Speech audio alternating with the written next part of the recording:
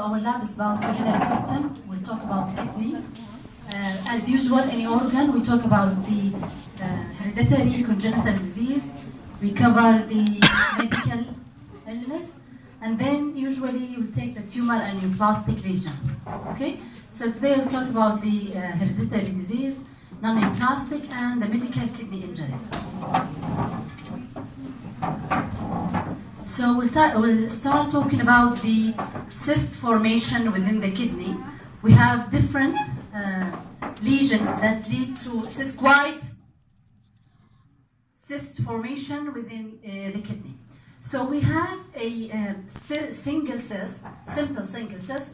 We have cysts associated with dialysis. We have hereditary cause of cyst formation that affect, usually the hereditary affect bilaterally both kidney, and usually it is diffuse. We have two types: polycystic kidney disease, autosomal dominant and autosomal recessive type. Usually the recessive type start early during infancy, and the dominant type is usually an adult type. So here we start by recessive polycystic kidney disease. From the name polycystic, that means multiple cyst formation. Here we have as you can see, it's an infant, and we have a huge liver and having a huge kidney. So usually the kidney size approximately less than 50% of this kidney. So we have bilateral enlargement. And as I mentioned, it is autosomal recessive. So there is a cross appearance that help you to know that this is a polycystic kidney disease, usually affect both kidney, and in a recessive type, usually affect the whole kidney, and we have a small, evenly distributed cyst approximately similar in size.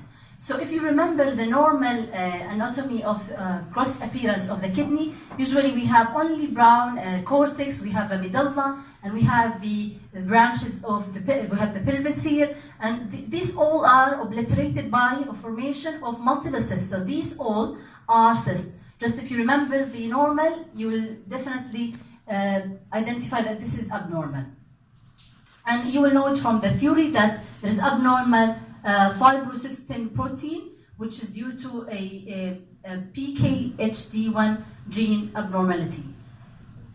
So if we took a section from the previous picture, what we'll see, if you remember the normal, we have cortex, we have medulla, we have glomeruli with a proximal and distal tubules. So as you can see, we have a lot of spaces here. This is a space, and this is one. Only we have here glomeruli, and here another one. So these small cysts distributed, affecting the whole kidney and radiating. If you see, these cysts are radiating perpendicular to the center. So this is a typical appearance of autosomal recessive kidney disease. So in some congenital form, we have in autosomal recessive polycystic kidney disease, the liver is affected, the pancreas is affected. So what's the lesion that you will see within the liver? We call it a congenital hepatic fibrosis. So this is a section from the liver.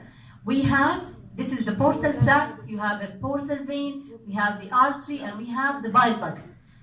Usually we have two or one bile duct, but if you see here we have a proliferation of the bile duct at the periphery mainly, and we have a dense fibrosis within the center. So you normally see fibrous tissue, but not dense as we have here. So I can give you, for example, a picture for a polycystic kidney disease.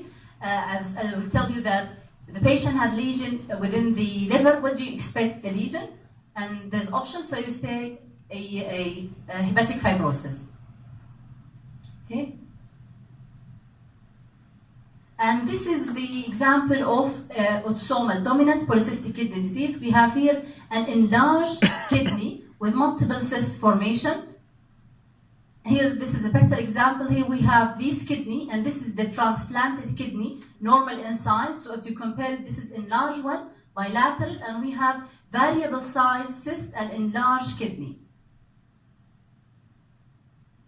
Also here we have an example of a polycystic kidney disease. We have multiple cyst formation and destruction of the normal architecture of this kidney.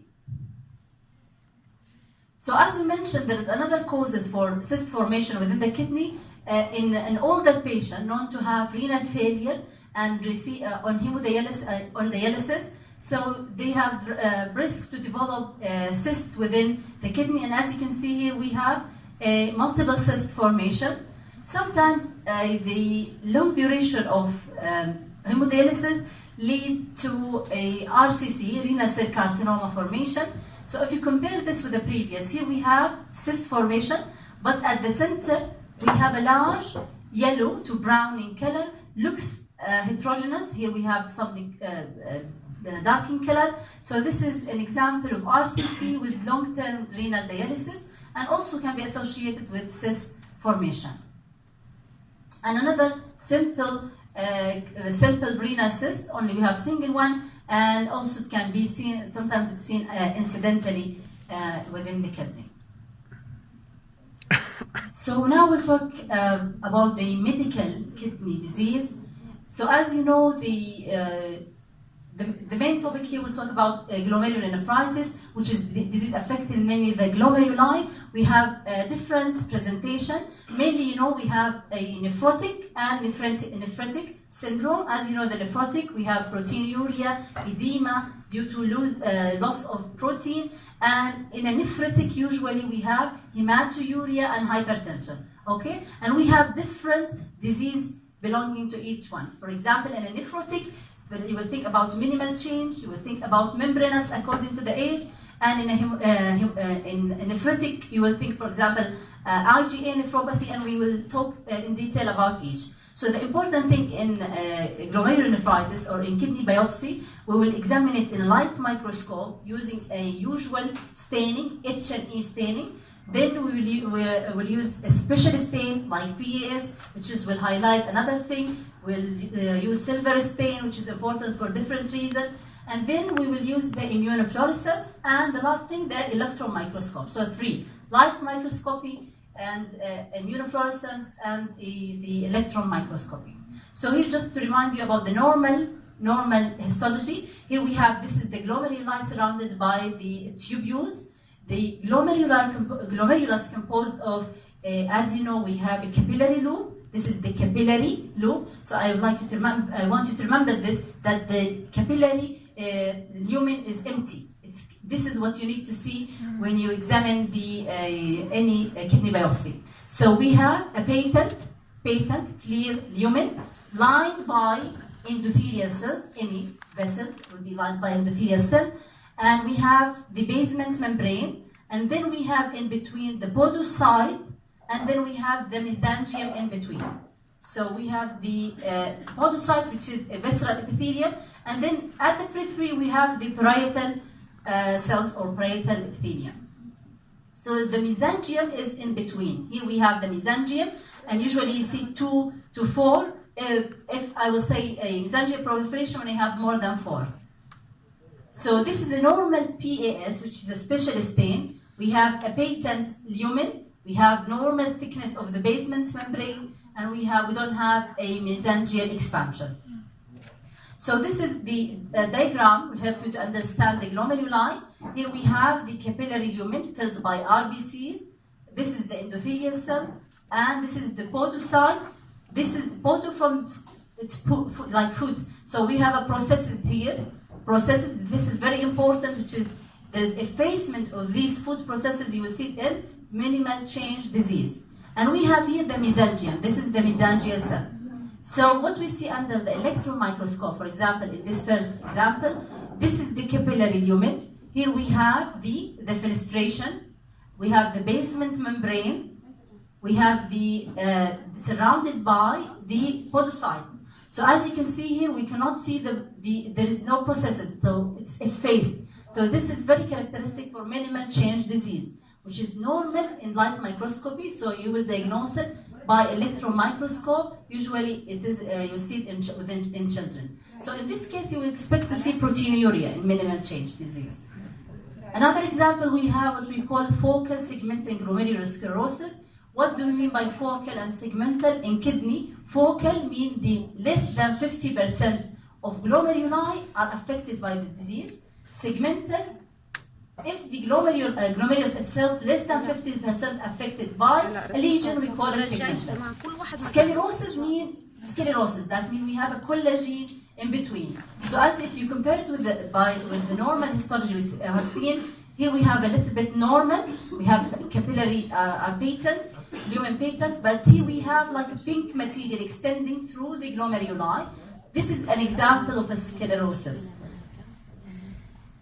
So what specialist pen I will use? We will use what we call a Masson trichome, which is highlight the collagen by giving the color, the blue color.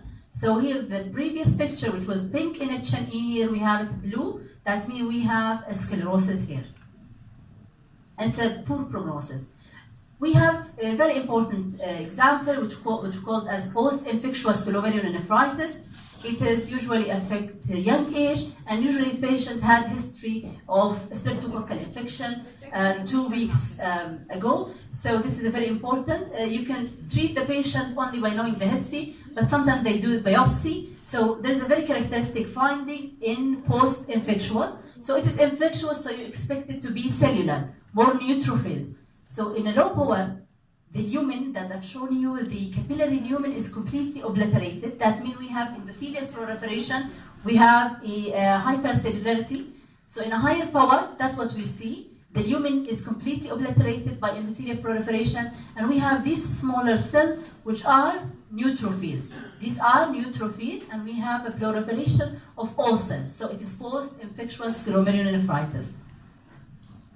So the first thing, light microscopy, then immunofluorescence. What do you expect to see? There is a granular, very important, granular, not linear. We have two patterns, linear and granular. So in post-infectious, it is granular, and it is usually subepithelial. So you will see it around the capillary lumen.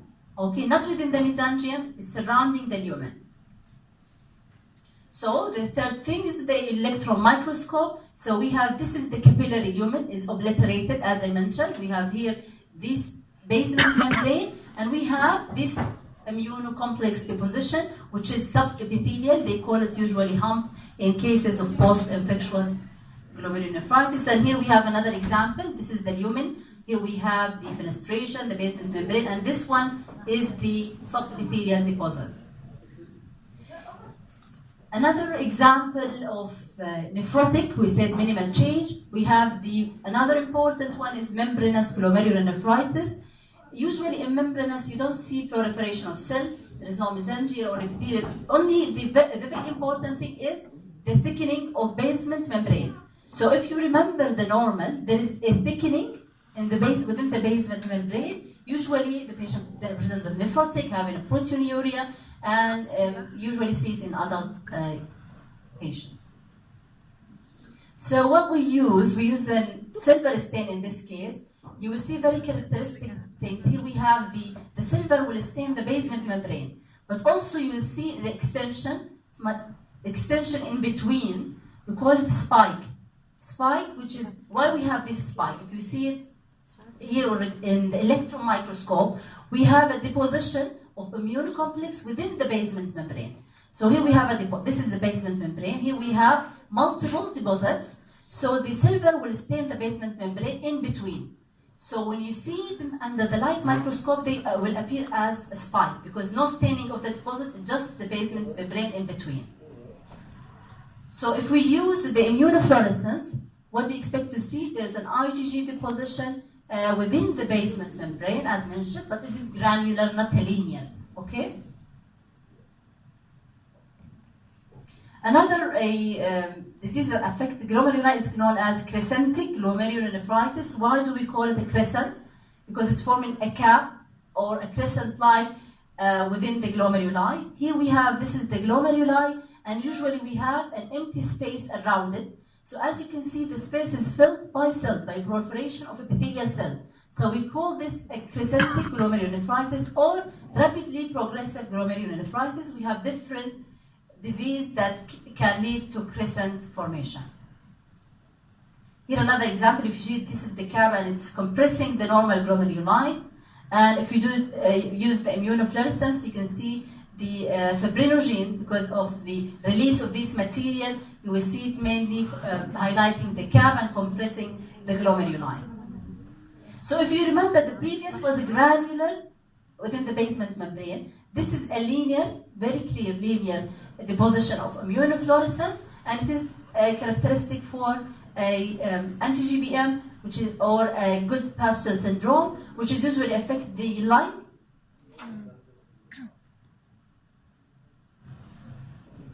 Usually affect the lung and the kidney. So the patient will complain about both, so you think about this disease. Another important cause of nephrotic syndrome is IgA nephropathy. From the name is a deposition of IgA within, what is the deposition? Within the mesangium. So you expect to see mesangial proliferation, not endothelial proliferation. So here we have, this is the mesangium, and we have a hypercellularity. The number, as you can see, it's almost 7, so we have an increased proliferation due to deposition of IgA. So the very helpful thing that using the immunofluorescence IgA, so you will see the granular deposition within the mesangium, not surrounding the lumen of the capillary. Another known glomerulonephritis, what we call it the membranoproliferative glomerulonephritis. The idiopathic type, we have type 1 and type 2. So they are different patterns, so that you will recognize each one having different character in the immunofluorescence and electron microscope.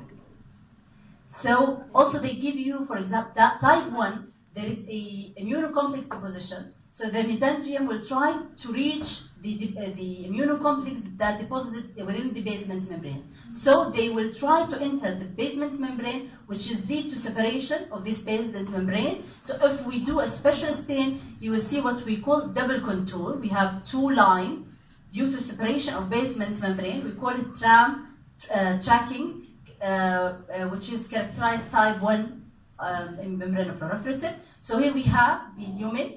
We have a deposition of the immunocomplex here, lead to separation of the basement membrane by penetration of the mesangium in between.